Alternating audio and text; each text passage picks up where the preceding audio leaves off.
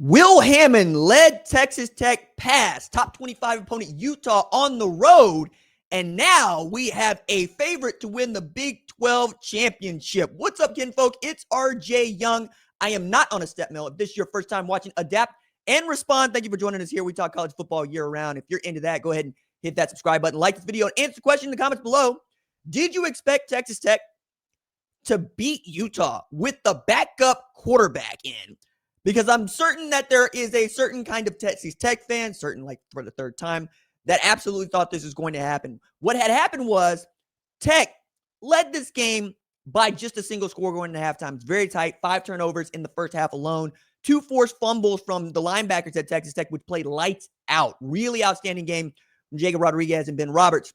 I also really enjoyed watching that defensive line go at that Utah offensive line. Remember, this is a Utah offensive line that Kyle Whittingham said was the best that he has had since he's been there.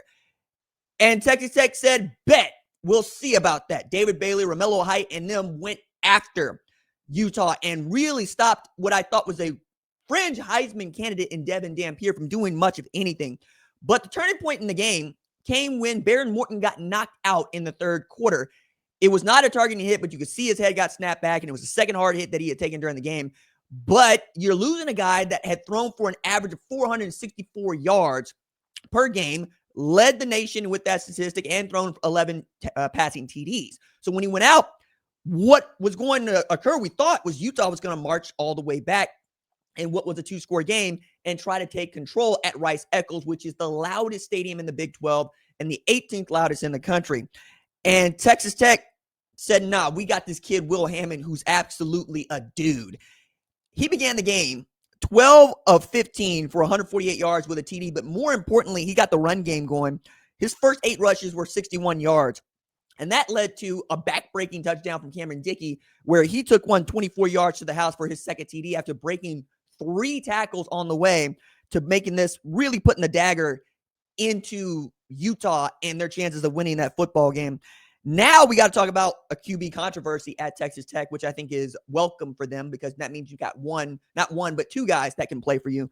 Behren Morton, who's had his history with injuries, is going to have to come back from another one. But more than anything else, I think Mac Leftwich and Joey McGuire are going to have to really talk about which one of their quarterbacks gave them the best opportunity to win against a defense that was coming downhill at them.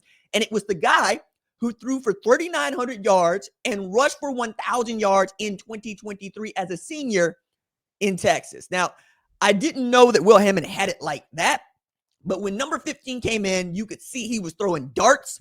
They were targeted. They were on time. He was seeing the defense.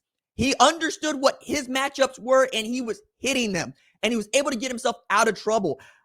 I did not think that Texas Tech would go this deep. Perhaps it's that we thought they spent their money, their $25 million, most of anybody this year, on starters, guys that you expect to play each and every down. But apparently they went down the roster and they've shown depth in places where we didn't know they had it. Caleb Douglas was huge, 4 catches, 68 yards. I got to see Coy Eakin get a touchdown taken away from him by Jackson Benny, but it's fine because they come back and they score later. I think now we got to talk about Texas Tech not just winning the Big 12 championship, but being a team that can make the college football playoff. If you look at their schedule, they don't have a ranked opponent left on it. This was their ranked win. They needed to get this one done. So they got something like a resume as they go in. And they needed to put more points on the board against Utah so that when people go back and look at this thing and they can see that they were leading 27-10 with 2 minutes left to play, you get to say, see, this is what they did on the road against a top 25 opponent that we all thought was good. And they'll move up the rankings. This might be a top 15 by the time it's all said and done. We've got lots of teams on byes this week, including Penn State, Ohio State, Texas A&M, and some others.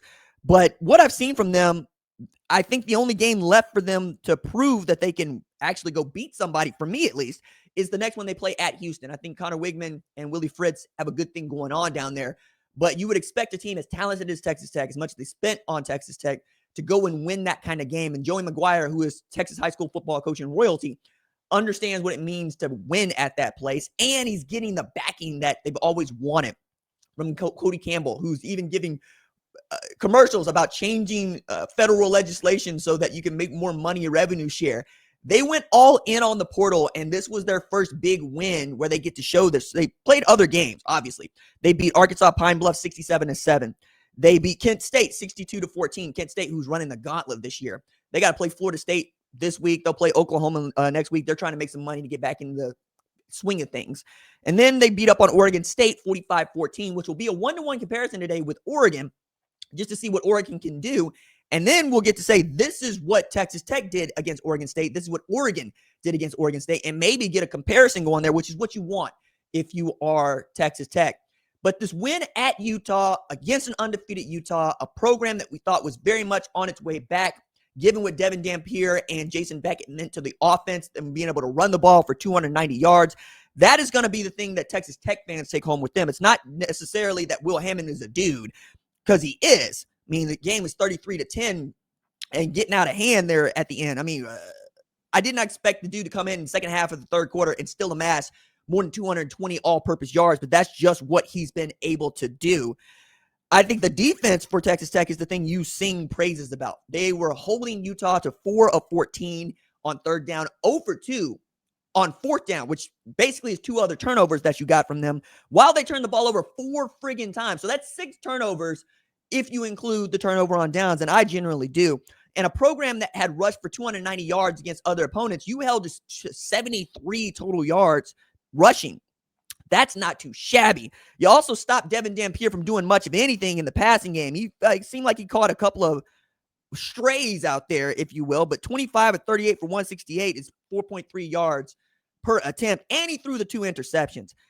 Utah was down so bad that we saw cheerleaders on the sideline that were begging fans to stay at Rice Echoes, and they say, no, I have better things to do, as this game kicked off at 10 a.m. local time, than stay here and watch the Utes get wiped out by West Texas, by the only FBS program from West Texas.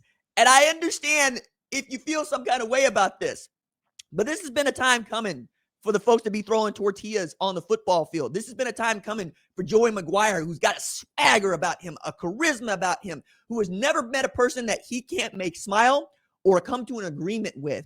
And he's done some great hires of late. I mean, he got Zach Kitley a head coach job at Florida Atlantic, went to go get Mac Leftwich, and then brought in Shield Wood, who was defensive coordinator for Willie Fritz at Houston. So you know that you're leveling up there.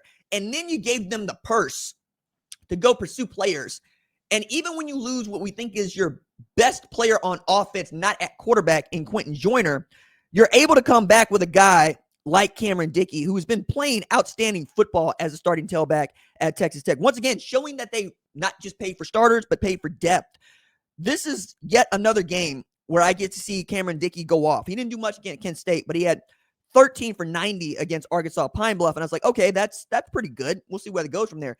In the game against Utah, his first 13 rushes for 67 yards and 2 TDs. It's going to be Texas Tech versus everybody else for the rest of the way. And my goodness, they're due and they're coming.